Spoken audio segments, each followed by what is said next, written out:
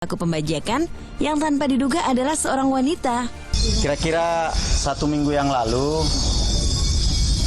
tim pengacara dari Warkop Reborn melaporkan adanya tindakan ilegal pembajakan terhadap film yang baru saja di launching, yaitu Warkop Reborn, ke Direktorat Reserse Kriminal Khusus. Kemudian kami melakukan penyelidikan dan semalam pelakunya sudah tertangkap. Atas nama P, seorang wanita berusia 31 tahun. Adapun pelaku ini merekam film secara langsung di bioskop ketika menyaksikan film tersebut. Lalu kemudian menguploadnya di salah satu aplikasi yang biasa kita kenal dengan nama Bigo. Alat perekam yang digunakan sebenarnya cukup sederhana, sebuah handphone sepanjang film. Ya, ditangkap di kediamannya ya, di Jakarta. Motivasi pelaku memang sedang kita dalami. Menurut dia iseng aja, iseng. Namun kami akan terus mendalami apakah yang bersangkutan mendapatkan keuntungan secara ekonomi atau mendapatkan keuntungan. Kalian tahu nggak apa yang terjadi di video sebelumnya? Kok bisa sih kejadian itu terjadi? Di sini, kita akan membahas tentang hal itu. Tapi sebelum kita lanjut, teman-teman harus tahu nih tentang UU ITE dan hak cipta. Undang-undang ITE ini awalnya muncul dikarenakan semakin berkembangnya teknologi dan banyaknya peluang kejahatan atau kerusakan yang mungkin ditimbulkan oleh oknum pribadi atau kelompok di dalam lingkungan masyarakat. Undang-Undang Informasi dan Transaksi Elektronik atau UU Nomor 11 Tahun 2008. UU ITE pertama kali diundangkan pada tanggal 21 April 2008. Dalam perumusan UU ITE, Ditjen Aptika menganalisis mana teori paling sesuai yang akan dipilih menjadi landasan. Beberapa di antaranya adalah teori instrumental, seperti teknologi is teknologi, teknologi itu netral, guns don't kill people, people kill people. Selain itu, ada teori substantif yang berisi teknologi itu tidak netral. Tapi sekali kita membuat teknologi, maka dia akan berdiri sendiri. Kita menciptakan smartphone, tapi kemudian kita didikte oleh smartphone. Atau yang ketiga, yaitu teori sintesa atau hybrid. Akhirnya dipilihlah teori sintesa atau hybrid yang merupakan gabungan atau kombinasi antara teori instrumental dan teori substantif.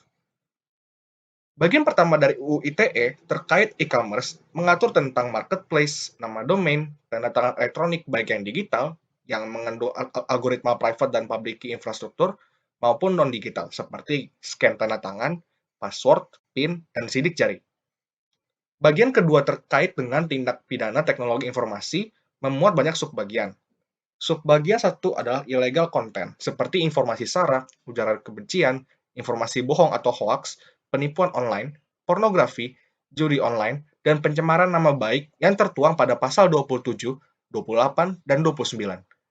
Subbagian kedua adalah akses ilegal, seperti hacking di pasal 30, subbagian 3 mengenai illegal interception di pasal 31, seperti penyadapan, dan subbagian 4 mengenai data interference seperti gangguan atau perusakan sistem secara ilegal yang tertuang pada pasal 32, 33, 34, dan 35. Undang-Undang ITE telah melakukan 1 kali revisi atau amandemen pada Agustus 2016 di era Menteri Kominfo Rudiantara.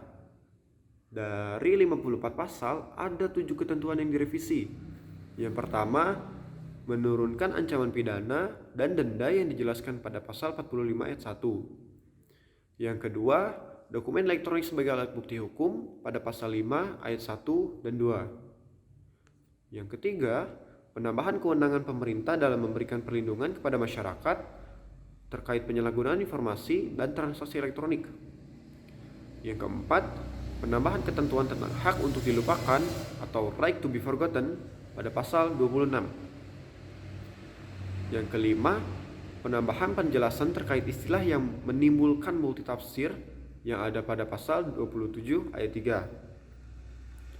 Yang keenam, sinkronisasi dengan KUHP terkait prosedur penggeledahan, penyitaan, penangkapan, dan penahanan dalam Undang-Undang ITE pada ketentuan pasal 43 ayat 3 dan 6. Yang terakhir atau yang ketujuh, memperkuat peran penyelidik pegawai negeri sipil atau PPNS dalam Undang-Undang ITE pada ketentuan pasal 43 ayat 5. Nah, baik, setelah penjelasan mengenai UU ITE dari rekan saya akan menjelaskan mengenai hak cipta.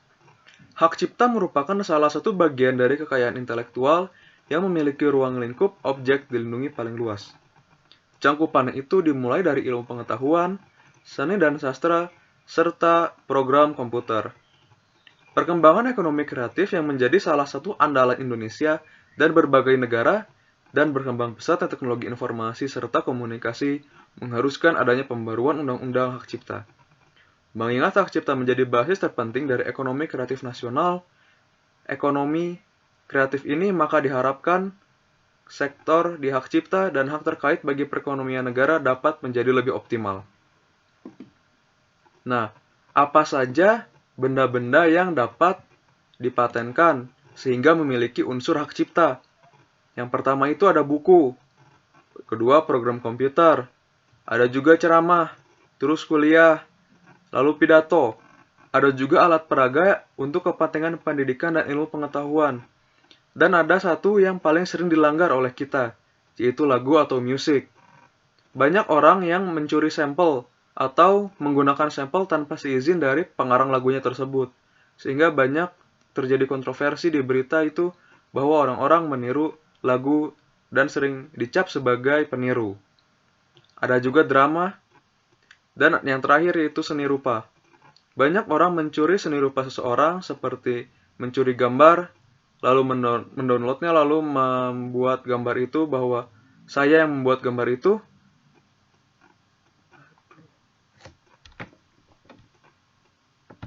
Nah, sekarang ke bagian benda-benda apa saja yang bisa dipatenkan sehingga mempunyai hak cipta. Yang pertama itu ada buku. Lalu ada program komputer. Ada juga ceramah, kuliah, pidato, alat peraga, dan yang paling sering kita langgar yaitu lagu atau musik. Banyak orang mencuri atau menggunakan sampel musik tanpa seizin dari pembuat musiknya itu sendiri, sehingga banyak yang dikenai undang-undang hak cipta. Ada juga drama atau drama musikal, dan yang terakhir itu seni rupa. Banyak orang yang mencuri gambar dan menjual gambar tersebut untuk kepentingan diri mereka sendiri, tanpa seizin dari pelukis atau pembuat gambar itu sendiri. Nah, dari barang-barang tersebut, ada juga masa perlindungan hak cipta. Jadi, perlindungan hak cipta itu tidak selamanya, tapi ada umurnya. Yang pertama, perlindungan hak cipta itu seumur hidup pencipta plus 70 tahun. Lalu program komputer, yaitu 50 tahun sejak pertama kali dipublikasikan. Yang ketiga pelaku, yaitu 50 tahun sejak pertama kali dipertunjukkan. Pelaku ini seperti sebuah maskot atau seorang maskot dari sebuah pertunjukan di film maupun kartun.